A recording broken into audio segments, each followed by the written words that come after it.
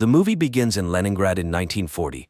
A young woman named Anya works as a seamstress in a factory where a young machinist, Vasily, who is very serious, notices her and even asks her to introduce him to her only relative, her brother Peter. However, Anya asks for a little more time, and the young man agrees to wait until the next day. But as the girl leaves for her lunch break, he quietly follows her, admiring her. Anya walks down the street, looking at a dirigible hovering above, from which German journalists are filming the city below. At this moment, a tram driven by Peter pulls up to an intersection. Suddenly, Anya realizes that a fast-moving truck is about to crash into the tram, and her brother will likely perish. Frozen in fear, she suddenly emits light waves that lift the truck into the air and throw it away from the intersection. The tram's windows shatter, injuring people, but a major accident is averted. This entire incident is captured on film by the journalists in the dirigible. As the shocked people try to recover, Peter jumps out of the tram, grabs Anya, and quickly takes her away. The girl regains consciousness in their shared room. Peter packs their belongings, urging his sister to flee Leningrad, although she is reluctant since they have already had to move several times due to her supernatural abilities manifesting at the most inappropriate times and attracting the attention of the authorities. Peter asks her to control her powers, but Anya is unable to master them as they are beyond her control.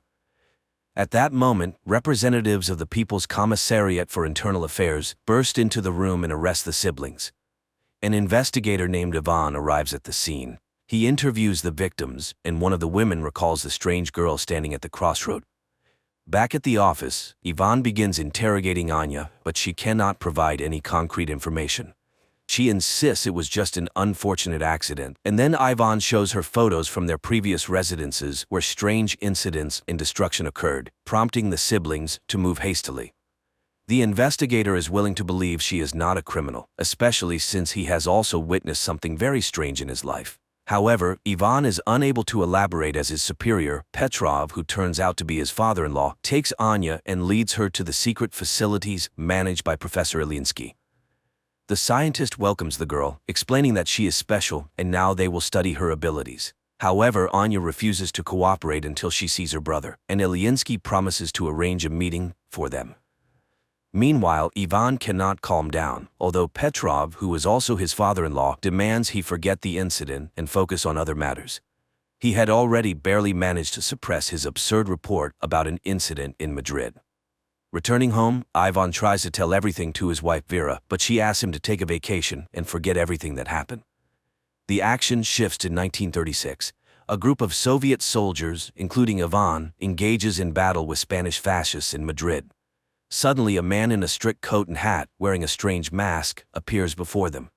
Looking at the soldiers, he utters something incomprehensible, after which Ivan's comrades start shooting themselves one by one. Only Ivan finds the strength to shoot at the man in the mask. The man quickly disappears, leaving Ivan amidst his fallen comrades. The year is 1940. A man in a mask named Neumann and his assistant Katerina arrive in Munich, where the woman meets a Jewish boy named Baruch on the street, who plays chess brilliantly. She offers him a ride with them, noting he can always leave if he does not like their school. An orphan agrees and gets into the car, where Neumann utters several hissing words, causing Baruch to fall asleep instantly. Neumann agrees that the boy is brilliant, but by no means possesses superpowers. However, Katerina is determined to help the boy. Meanwhile, in Moscow, Professor Ilyinsky leads Anya to the laboratory where she will be studied, and fulfilling his promise, brings her to a cell to see her brother. Peter again asks her not to show her abilities, and she promises to write to him. Baruch is brought to an ancient castle owned by Neumann. The boy is laid in a hammock in a hall inhabited by many other teenagers, but when the adults leave, he wakes up and is frightened by the dark silhouettes surrounding him. Back in Moscow, Professor Ilyinsky leads Anya to a separate room, more like a cell, and locks her in there. He then reports to Petrov that he has never seen anything like it. The girl is a scientific discovery, a unique case, to which the chief objects. She is a new weapon. Later, Anya is subjected to various tests, but she shows nothing special. Ivan cannot forget the incident, studying everything related to the strange explosion. The video footage of the accident also reaches Neumann, and he decides to fly to the USSR. There, the man is taken to meet with Professor Ilyinsky. Neumann introduces himself as a worker from the Ahnenerbe organization and immediately determines that the professor is terminally ill. He offers to ease his pain if the professor allows him to speak with Anya. Ilyinsky does not believe in his abilities, but Neumann utters something, and glowing waves emanate from him, enveloping the professor, causing him to lose consciousness. Taking advantage of this, Neumann searches his desk and takes some papers. Soon, Ilyinsky regains consciousness, but strangely feels no pain. He agrees to arrange a meeting with Anya and leads the German to the laboratory. Neumann approaches the girl and secretly shows her an execution order for her brother. Then waves of unprecedented force begin to emanate from the girl, literally blowing up the entire laboratory. Neumann grabs her and escapes. Ivan sees from the window a man in a hat whom he immediately recognizes and runs to the laboratory where explosions are heard. But Neumann and the girl are nowhere to be found. The narrative shifts to 1924. In a remote Karelian village, a woman lives with two children, Peter and Anya. One day they go with the village boys into the forest. Suddenly a pack of wolves leaps out at the children. The children freeze in fear, but waves emanate from Anya, scattering the beasts. When the men arrive at the clearing, they find the girl dead. 1940. Petrov enters the devastated laboratory, where people connected by tubes into a single organism and marked with the letter M lie in chairs. At first glance, this structure was not damaged by the explosion, as the injured Ilyinsky lying nearby confirms. The professor reports that Anya caused all this and refuses to continue the experiments. Then Petrov shoots him. Afterward, he goes to Ilyinsky's colleague, who everyone simply calls Professor Lyubov. Petrov asks her to activate the M squad. Learning about the professor's death, the woman refuses to help Petrov, but he reminds her of her family, and Lyubov reluctantly agrees. On the train, a customs officer searches Neumann's compartment and finds an iron sarcophagus with Anya inside. Unsure of what to do, he goes for help. Meanwhile, Anya envisions her own funeral following the incident with the wolves. Frightened, she comes to, and Neumann informs her that he is saving her. Anya tries to run, but the customs officers, who decided to detain the strange German, stop her. However, he utters something, and the military personnel bring their pistols to their own heads. Neumann and Anya leave.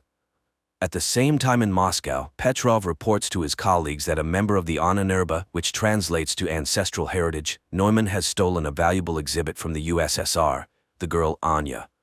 A squad has already been formed to pursue the German and will depart in a matter of days. Learning of this, Ivan requests to be included, but Petrov, feeling sorry for his daughter, refuses to do so. Neumann leads Anya to a spot where Katerina's car is waiting, and she drives the pair to the castle. It is apparent that the woman does not like Neumann's new toy, but he immediately says that Anya is just like him.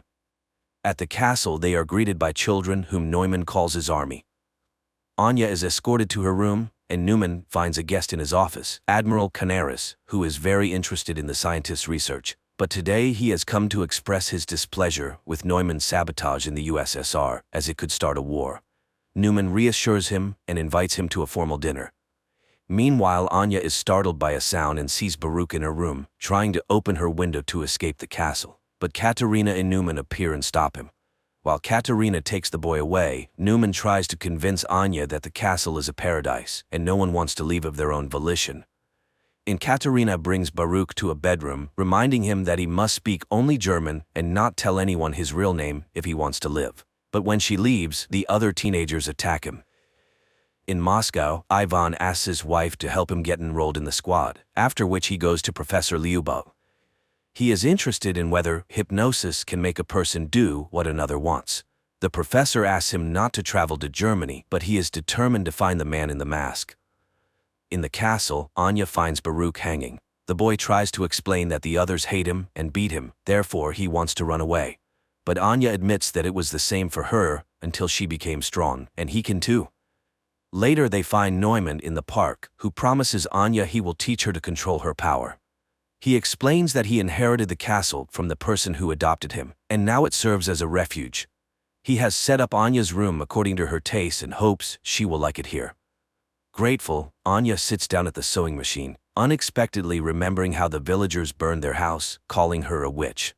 Then her brother saved her, though their mother died in the fire. Back in Moscow, Petrov enrolls Ivan in the squad and asks the commander to ensure that he does not return.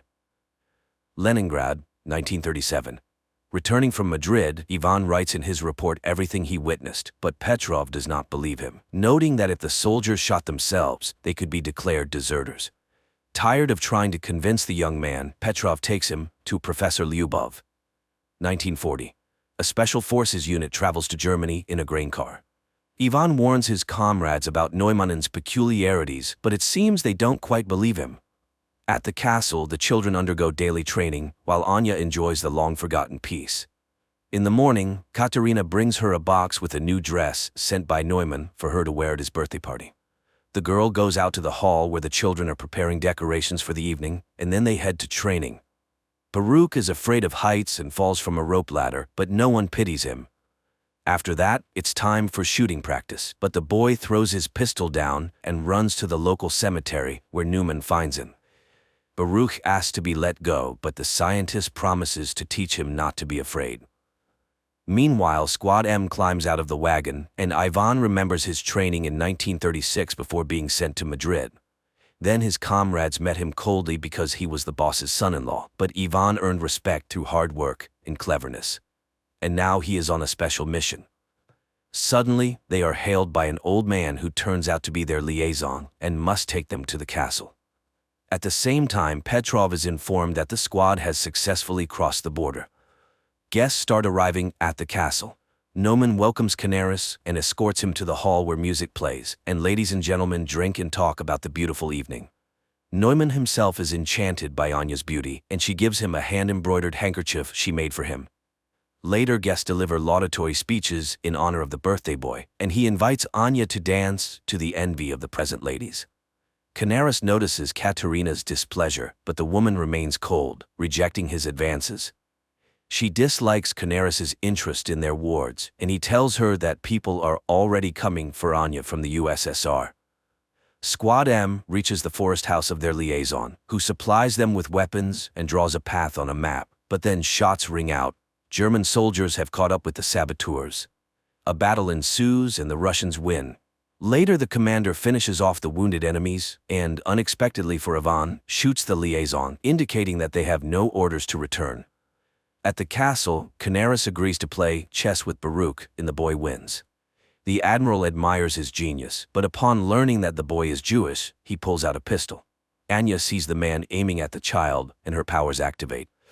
Guests watch in horror as everything in the hall begins to rise into the air. The admiral himself is lifted up, but at that moment Neumann grabs the girl by the shoulder. She faints, and Canaris falls to the floor. Everything stops immediately, but people scream and scatter. The furious admiral orders all children to be destroyed within 3 days and departs. Neumann escorts Anya to her room and admires her because today she managed to stop. The girl does not understand why it is necessary to destroy the Jews, and Neumann reminds her that no one pitied them either, as they were not like everyone else. The man returns to his office where Katerina awaits him, but he does not accept her attentions because he is seriously captivated by Anya and hopes to succeed with her. However, Katerina is saddened by this turn in their relationship and reminds him of Canaris's order, but Neumann intends to make a profitable deal. The action shifts to Neumann's childhood when children laughed at him and drove him away. His parents were forced to put a mask with a digital lock on him so he couldn't harm anyone, and the boy suffered greatly from this. One day his father complained to the landlord that his son was hindering his ability to fulfill his duties as a tenant, and the man came to see the unusual child. They explained to him that Neumann scared all the guests and caused his father to lose a finger. The year is 1940. The morning after the dinner, Anya goes out to the hall, but the servants who witnessed yesterday's incident look at her warily. Then the girl goes to the park where she is met by an armed Katerina, but seeing the guards, she returns to the house. Later, Neumann conducts a meditation for the teenagers, asking Thor to give them strength. Anya sees this and asks for permission to start training.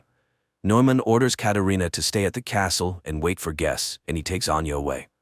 Meanwhile, the squad continues to move through the forest. Soon they find a rubber boat at the prearranged place. Neumann puts Anya on his personal plane and takes her to his parents' house. Landing, they walk across a bridge and suddenly Neumann asks the girl to remember her brother. Her powers activate. Water rises up, carrying fish and creating a reverse waterfall. But then the man calls her, Anya comes to her senses, and everything returns to normal. However, now she can use her powers when she needs to. Soon they enter an old house and Neumann recalls how he was taken from his father's home. Lastly, his mother writes down the password to his mask on a piece of paper, and little Neumann leaves their lives forever. In the present, he tells that his father was a harsh and cruel man, often beating him and his mother, so he promised himself that his child would never be unhappy. The man remembers how his patron removed his mask and wanted to throw it away, but Neumann did not allow it. The man informed him that he would now take care of him, but he must trust him. Soon they arrived at the castle, where the patron confessed that every person has the right to be happy, and the boy lived for the first time like a normal child. But a year later, war came. His patron went away on business, and their home turned into a hospital. Neumann helped as best he could. Once he had to assist in the amputation of a leg. The soldier was in great pain, and then Neumann activated his powers and relieved the poor man of his suffering during the operation. Later he confessed to one of the nurses that he loved her. The adult woman laughed at the boy but said she loved him too. But one day he caught his nurse with one of the recovering soldiers, and in a fit of rage he made the soldier kill himself with a hammer. They caught him, gagged him, tied him up, and took him away from the castle. In 1940 he tells Inye that his parents died, so he is so happy to have found her. The girl lights candles in the fireplace, using her new powers, which delights Neumann. They drink wine and then become close. At night, Inye dreams where Baruch dies and wakes up terrified. She asks Neumann to return to the castle. Meanwhile, the squad reaches the river. One of the soldiers is wounded and runs out of strength. Then he takes his own life so as not to be a burden to his comrades. Only 3 remain, but they still row towards the castle. And there Katerina, who can't sleep, reminisces about the past when she helped her mother, who worked in a psychiatric hospital, where one day they brought in a tied-up boy named Neumann. She then freed him, and he promised never to harm her. The year is 1936, Leningrad. Petrov attends a lecture by Professor Ilyinsky, where he discusses a significant discovery in the field of controlling human memory and emotions. Ilyinsky's colleague, Professor Lyubov, is inspired by the future changes, as people with good mental health will be able to work better and create a brilliant future for themselves and their children. The Project M envisions a new society where happy people with immense productivity and willpower will live. Petrov asks about the use of these discoveries in the military sphere, arguing that if a new society is to be built, it must be able to defend itself. However, Lyubov categorically opposes totalitarianism. After the lecture, Petrov offers Ilyinsky full support for their program if he agrees to operate under military auspices. But Ilyinsky sends him to Lyubov as the ideational inspiration behind the project. However, the woman flatly refuses to cooperate with the military. That same day, she is hit by a car in the street. Later, Petrov returns to Ilyinsky, informing him of the unfortunate accident with his colleague, and Ilyinsky reluctantly agrees to cooperate. Again, 1940-year Germany. The 3 remaining members of the squad reach the castle's territory. Surprised by the lack of security, they enter the premises. Petrov receives a summary of incidents in a specific area of Germany and realizes that everything is going according to plan. His boss is horrified. His people have left a very noticeable trail, which could easily lead to the USSR being accused of provocation. But Petrov assures him that everything was planned this way and there will be no international conflict. At that moment, his daughter calls and he rushes home. The squad members reach the castle and, splitting up, begin to explore the premises. Meanwhile, Petrov finds Vera in a hysterical state. She is going mad with worry for her husband, and the father decides to take action. At the same time in the castle, Katerina reads a book to the children, and seeing her nervousness, they calm the woman. She orders lights out and leaves, just as Ivan enters the hall from the other side. Seeing the children in front of him, the man lowers his weapon and leaves. The children remain motionless. The soldiers continue to explore the castle, and now the squad leader enters the hall with the children. But he does not lower his weapon and prepares to shoot. Then the children attack first. The commander fires in all directions, but the teenagers throw their clothes at him and knock him down. The eldest orders the pistol handed to Baruch to kill the enemy, but the boy cannot shoot the man, and the man manages to wound him with a knife before being killed. The children carry the bleeding Baruch to the bedroom, leaving the soldier's body on the hall floor. The third squad member, a female warrior, finds Katerina's office and engages her in a shootout. Katerina flees, but the woman catches up to her, and they fight. The woman is defeated when Katerina pushes her away. Seeing her opponent unconscious, the German grabs a pistol but doesn't manage to shoot because Ivan appears. Threatening him with a pistol, the woman captures him. In Moscow, Petrov brings his daughter to Professor Lyubov and asks her to erase the girl's memory. Lyubov is outraged by this request, as the love for a husband is the most precious thing in Vera's life. However, under military pressure, she agrees and performs the necessary manipulations, while Petrov's subordinates methodically clear their apartment of photographs and items belonging to Ivan. But one photograph falls under a chest of drawers, and the soldier does not notice it. After the procedure, the girl regains consciousness but does not remember her husband at all. At this time, the teenagers attack Ivan, not noticing Katerina, and wound him in the arm. The woman drives off the aggressive children and escorts the wounded man to Neuman's office, where she admits to Ivan that she recognized him because she had seen him in Madrid. He asked why her master kidnapped Anya. Could it be that he wants to use her in the war? Katerina assures him that he still doesn't understand. People are petty and greedy creatures fighting for power. Neumann is unique. He is ready to seize all power on earth to save the world from war. Meanwhile, Neumann and Anya arrive at the castle and find a wounded woman on the threshold. The scientist finishes her off with a pistol while Anya runs to the bedroom to the teenagers and finds Baruch dead. At this time, Ivan is bandaging himself while Katerina explains that they teach the children survival by developing their skills, because their destiny is to save the world under Neumann's leadership. The woman offers to help him escape if he will help her, but before Ivan can hear her out, Neumann enters the door. The Russian immediately picks up a pistol and takes the woman hostage. However, the German informs him that he does not care about her fate, which visibly upsets her. At that moment, Anya runs into the office and uses her power to knock Ivan off his feet, but when she recognizes the man, Neumann quickly takes her away, leaving the Russian with Katerina. In Moscow, Professor Lyubov mourns Ilyinsky when Petrov brings her folders with the names of the condemned, whom she can save by including them in Squad M. She remembers how after the accident, Ilyinsky came to her in the hospital. The man was shocked to learn that she had been mutilated by the military, but he was frightened and could not refuse to cooperate. Now the woman is alone and forced to make difficult decisions. She takes out a vial of M activator and recalls Ivan's story about the man in the mask. After his return from Madrid, she worked with his memory, suggesting removing the traumatic memories of his comrades' deaths, but Ivan refused to erase his life. And now the young man is chained in a cell in the castle of the man in the mask. Later, Anya visits him, accusing him of killing Baruch, but the boy denies it, and he is not particularly interested in her fate. He only wants to destroy Neumann because all evil comes from him. He hypnotizes children, turning them into killers. Their conversation is interrupted by Naumann's appearance. After sending Anya away, he thanks the young man for revealing his vulnerability, as he is the only one who could stand up to him. To prove it, the scientist shows the finger shot off by Ivan in Madrid. He too is special, and Neumann really wants the Russian to join his side. Yes, he killed his friends, but it was war. He came to Annenerbe to find gifted people. Anya is like him, and they are the future.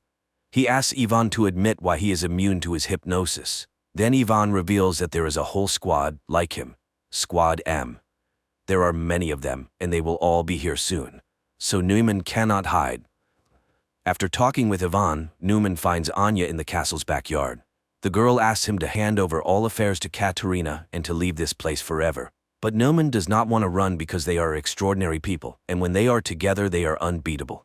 He asks for her help in defending their new home. Later, he thanks Katerina for managing the situation and confesses that he is glad she was not hurt during the Russian raid. Meanwhile, Anya remembers how in Moscow she wrote letters to her brother while locked up in the laboratory. She used to give them to the professor, but she could not have imagined that he read her letters to Peter, who was undergoing mental processing as a participant in Squad M. At this time, she burns them in the backyard of the castle, hoping that life will give her a chance to start over. Later, the castle's inhabitants conduct a funeral rite for Baruch. The teenagers carry the boy's body to the seashore, where the cemetery is located, and burn it on a ritual pyre. Anya is shocked by the number of children's graves and realizes that Ivan was telling the truth. Katerina urges her to leave and save herself. Anya runs to Ivan's cell and asks him to tell her what he saw in Madrid that was so special. The boy talks about the death of his comrades and Neumann's chilling whisper, but the German doesn't know that he just had a misfire. He is not special and survived only because of the pistol's malfunction, but if Neumann finds out, he will kill him immediately. And only Anya can stand up to him. Out of the darkness comes Katerina, who has heard everything. She will let them go if they leave forever. Neumann is planning to sell the children to Canaris, and Anya can do nothing about it. They are weapons, and it is high time the Russian understood this. But Anya runs away while Katerina frees Ivan from his chains and advises him to make sure the German never finds them. Meanwhile in Moscow, Petrov enjoys his daughter's good mood, hoping she will meet another man, marry, and give him grandchildren. The girl is lively and cheerful, unaware that the photo under the dresser awaits its moment. At this time, Neumann orders the Russian man to be killed, and he goes to look for Anya. Meanwhile, Katerina leads Ivan to her car, where Neumann's guard catches up with them. He engages in a fight with the Russian, and when he is about to kill him, Katerina attacks the guard. The guard is much stronger, and Katerina has to shoot. The teenagers hear the sound and run into the courtyard while Katerina puts Ivan in the car and drives him away from the estate. Neumann finds Anya at the cemetery. The girl asks him to let the children go, but he refuses. They are insignificant to him because he hopes to build a new world using their combined powers. Moreover, they will definitely have a son who will be the strongest and greatest on the planet. Hearing this, Anya wants to leave. Then Neumann sees Katerina's car and realizes what she is about to do. He puts on his quantum mask, which greatly amplifies the power of his voice, and begins to speak while Ivan stands on the car step and aims an assault rifle at him. The mask works. Katerina's car loses control and crashes from a high cliff into the water, but Ivan manages to jump from the step and survives. Then, members of the second squad M, who were heading to the castle, covering for the distracting maneuvers of the first squad, open fire on Neumann. But the soldiers are programmed for total destruction, and one of them engages in a fight with Ivan, not realizing he is an ally. The young man has to kill the soldier. Neumann asks Anya to activate her power, and the girl begins to do so when she recognizes one of the soldiers as her brother. Neumann is knocked down by her force, rocks crash from the sky, and the girl runs to Peter, realizing that this time he is indeed dead. Anya's powers activate again when Neumann falls from Ivan's shot. The girl mourns her brother as teenagers appear on the road. Ivan grabs Anya and drags her away while the children pick up Neumann's body and carry it into the castle. The Russians run to the airplane and manage to take off at the last moment. 9 months later, Neumann, who survived the injury, listens to Hitler's speeches and experiments with a new kind of influence on people, broadcasting his voice through radio equipment. Meanwhile, in Anya's native village, a bearded Ivan arrives from the woods as his woman is about to give birth. Pregnant Anya is dragged into the village where women come to help. As the birth proceeds, an announcement about the start of the war with Germany is broadcast from the speakers. Later, surrounded by streams of power, Anya gives birth to a healthy baby boy. Neumann is immediately informed by a fortune-telling girl. Then one of the villagers recognizes Anya and hurries to tell his fellow villagers whom they have just helped. But Ivan stops him when bombers appear in the sky, from which a large number of paratroopers descend.